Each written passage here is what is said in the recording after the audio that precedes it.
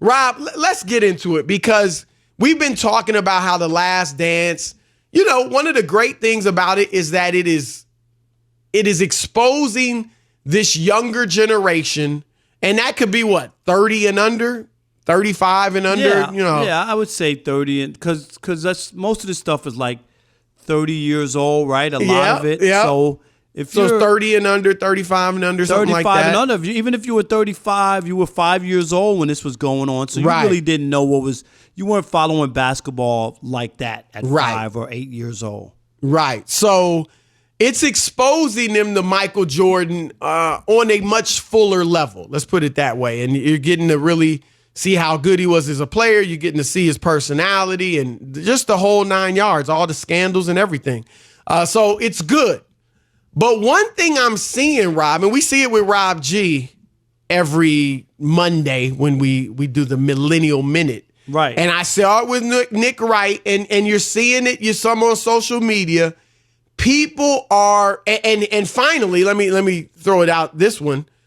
The Yahoo.com, friends of the show, Vinny Goodwill, your ex-nephew. That's right. Friend of the show. Chris Haynes, our colleague at FS1, friend of the show. Those are both guys that are guests a lot on our show. Yep. They actually did a roundtable, and the question was, did the Chicago Bulls ever beat a great team? Right. So people are trying to poo-poo the Michael Jordan era. They're saying, oh, when they had super teams, the Bird Celtics, the Magic Lakers of Showtime, even the bad boy Pistons, he didn't beat those guys till the end. And then in the 90s, you had, expansion, had some more teams, and most teams only had one, maybe two big-time stars. So it was watered down. So they're trying to poo-poo his competition.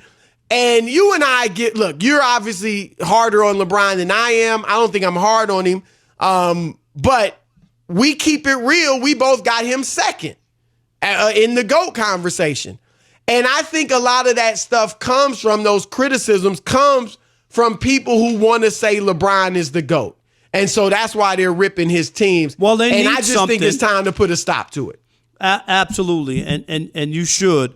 But that's what it is. They need they need some ammo. They're watching all this stuff, and when you see it, it's like, oh, wow. So they got to kind of come up with something. And it's easy to take a look at teams and say, they always say, oh, the Pistons were old. Go back and look. They weren't 35 years old or whatever. They're making it like they were Joe and Isaiah Joe was played 15 relatively years. young. Yes, they were still young. They were not old. Sure, were they the same when they started the run, Chris, 3 years before? No. But they weren't old by any stretch of the imagination. Right. And so here's what, and I've never, ever been critical of LeBron's 8 trips to the finals. That's a great achievement. That's a great accomplishment. And it is to be respected. And I do respect it. But I just want to point something out because people are saying, look at that Knicks team. They took Jordan 7. Who'd they have other than Patrick Ewing? John Starks, Charles Oakley, Derek Harper. A prominent agent, I'm not going to say his name, a prominent agent for a top player today called me. You really think Jordan would average 40 today? Those Knicks teams didn't have anybody. Those Pacers teams didn't have anybody. A semi-great Reggie Miller. And then what? This is the type of stuff that's coming at us. Okay? And I would say this.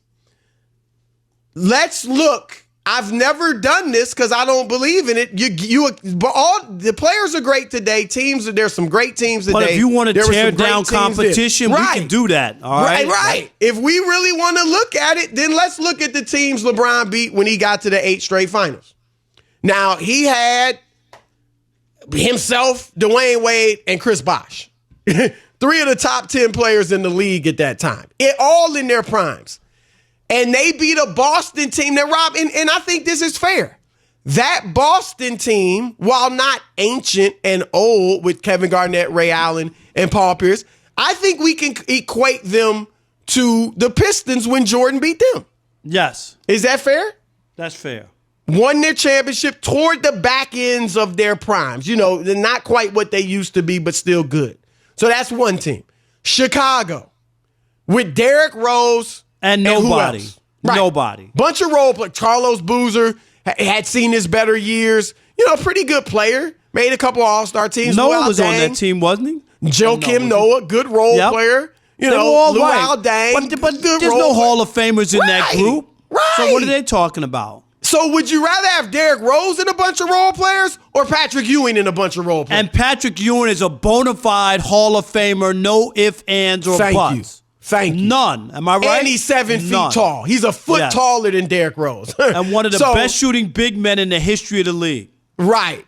And then Indiana, that was a team. Actually took the Heat 7 games, once or maybe twice. The first year the Heat beat them, they had Danny Granger was the star. Paul George was a youngin' averaging 12 points a game. Roy Hibbert was the big man. He was the Goliath in the middle. And they took the Heat 6.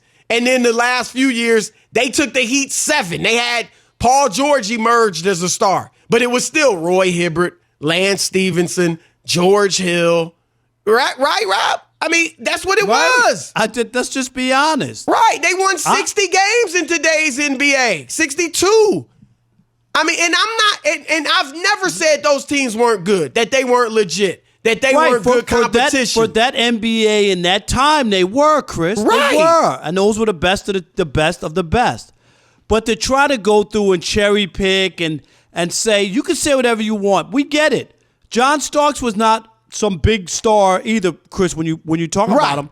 But don't you want to go watch that dunk that they showed during the Last Dance? Yep. Where he dunked over Horace Grant. Was it Horace? Jordan was coming in. I mean, it was more Jordan, so over Horace, I believe. Right, but Jordan, those two guys, that's one of the great dunks in playoff history. Are you Left-handed. kidding? Yep. He switched hands in the air and dunked over both of them. You know, they both got there eventually at the rim. But you know what I'm saying? That's a great. He was a really good player. He made an all-star team or two. Yes. Yeah. For 4 or 5 years, Chris, he was a really good player. He's not a Hall of Fame or anything, but don't act like he was a scrub. He was not a scrub. And also, a great team is not just let's throw 3 all-stars together and it's a great team. We saw that with Houston. We'd be raving about them as a super team now when they had Charles Barkley, Scottie Pippen, and Hakeem Olajuwon. They didn't win. They got beat by Utah. But we would be like, that's a super team.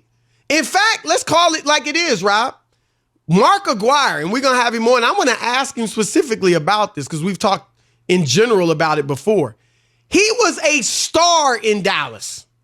He was averaging 26 points a game some seasons in Dallas. I think one year averaged 29. And not on a bad Dallas team. He averaged 26 on a team that went 7 games in the Western Conference Finals with Showtime. So he was, if a Mark Aguirre, if a player doing that today joined 2 other legit stars in Isaiah Thomas and Joe Dumars, what would we say? Super team. Yep. And in fact, they had Adrian Dantley before Aguirre, who was a great star, Hall of Famer. So the point is, those were some great talented teams, but it's not just about putting stars together. They have to fit like the bad boy Pistons fit together. And so if you just want to say, well, these teams only had 1 star, they couldn't have been that good. That's not accurate because chemistry, role, knowing your role, all of that's important. Let's finish this little exercise, though, with LeBron's 8 trips. Atlanta, when he got to Cleveland, they beat Atlanta. Rob, remember that team? Yes. That Atlanta team in the conference finals won 60 games. Damari Carroll, Al Horford, Jeff Teague, Kyle Korver. Who? I mean, that was thank you. Al Horford was their best player. They had Paul Millsap, too. Right. Then they beat Toronto. Right. But they won 60 games in today's NBA. That's supposed to be so much better. Toronto, they had 2 guards, Kyle Lowry and DeMar DeRozan, and then a bunch of role players. That's who he beat the next. Then Boston, whose best player was 5'9", Isaiah Thomas. And he was hurt in that series. So they had a bunch of young boys that LeBron and them beat. And then the next year, of course, Kyrie is hurt. And the young cats, Jason Tatum, Jaylen Brown, they take the Cavs 7. Now, again, I've never poo-pooed that, but it's just, don't tell me Jordan never beat good teams if your argument is LeBron beat all these behemoths.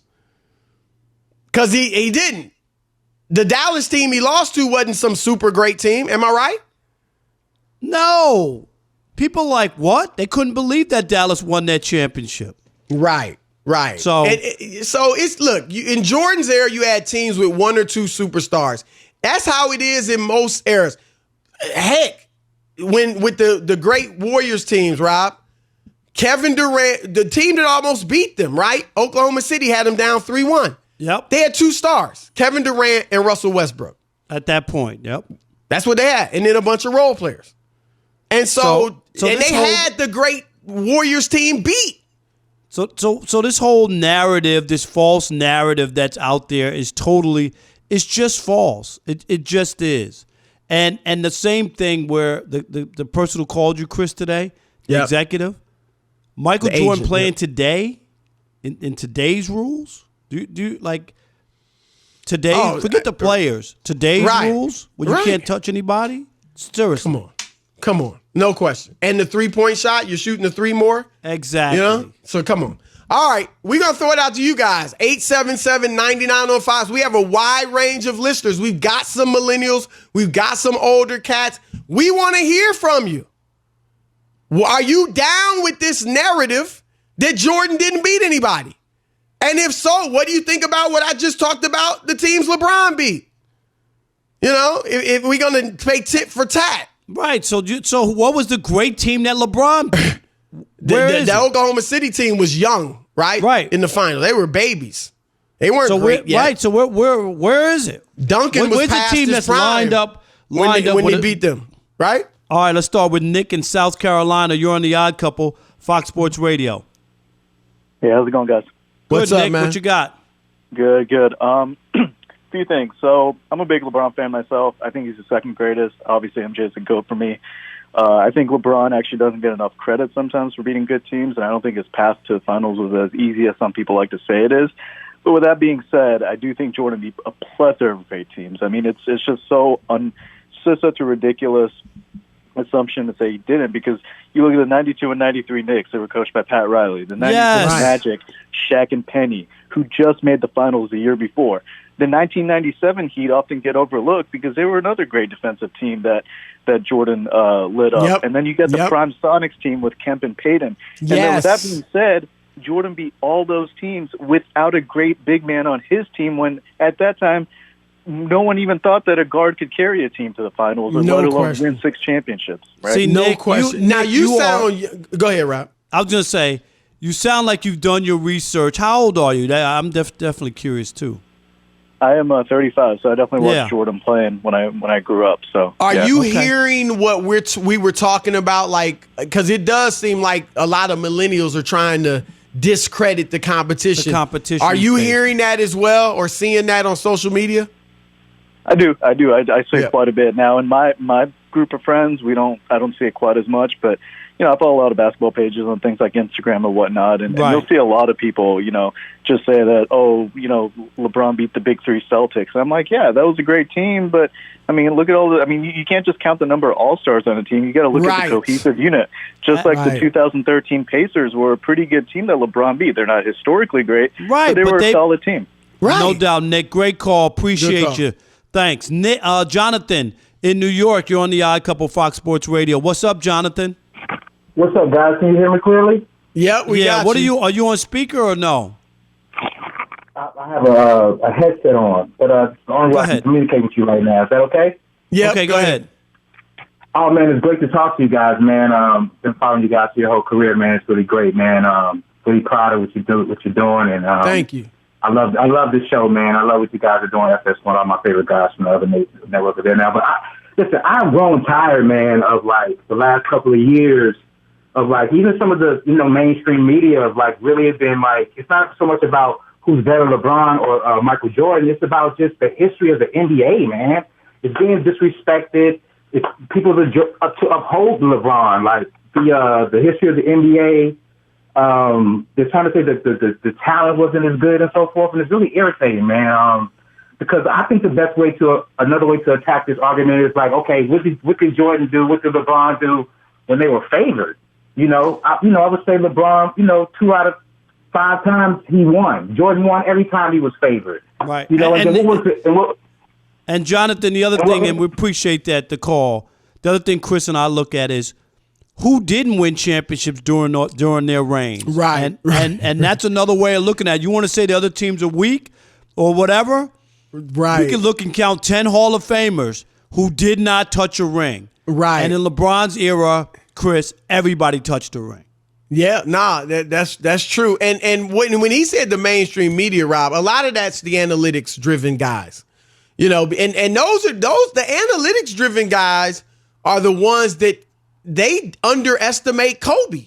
Yeah. Because analytically he wasn't, all as great as you would think, just because of his greatness. But you got to be careful of that because they No do doubt. the same thing in baseball where they're trying to tell people that these guys were no good. You know what I mean? And Mike Trout is the best player, and that's it. And you can't tell me you wouldn't want Reggie Jackson. I don't care what the numbers say. Do you know what I mean, Chris? No question. I don't want to hear that. I just don't. Let's go to real quick. Can we get Isaiah in Baltimore? More. Yeah. Isaiah, you're on the Odd Couple Fox Sports Radio. What's up? Hey, you guys. So look, now when it comes to the competition thing within the finals, I think LeBron's argument isn't the path to the finals; it's the finals itself. I don't really care what team you get of Jordan's in the finals. They're getting their boots smoked by any team with, I would say, Kevin Durant on it. The teams he played, you mean? Yeah, any team he played, not any team he was on. I think they could win. But when I'm looking at the teams that they played in the finals, and we talked about it, LeBron's been favored twice. He's 1-1. Okay, I'm not going to defend the Maverick series. If you want to count that as 2 finals losses, I don't care. He laid an egg. I can't defend that. But all I'm saying is we look at the teams they have to win up against in a league with player mobility. There is no way in hell with Jerry Krause as the owner of the Chicago Bulls that Scottie Pippen's going to stay in Chicago in an era where he can get offered $200 million. All right, but hold on here. Stay on the line. Let me ask you this: those Jazz teams that Jordan beat, they beat Shaq and Kobe. Now I know Kobe was young, but Shaq was still on that team. Right. Yeah, Kobe was young. But they still had Shaq. They had Eddie Jones, I believe. Yes. They had some other really good players. And Shaq. So, and here's the other thing. Yes, LeBron has faced tremendous teams.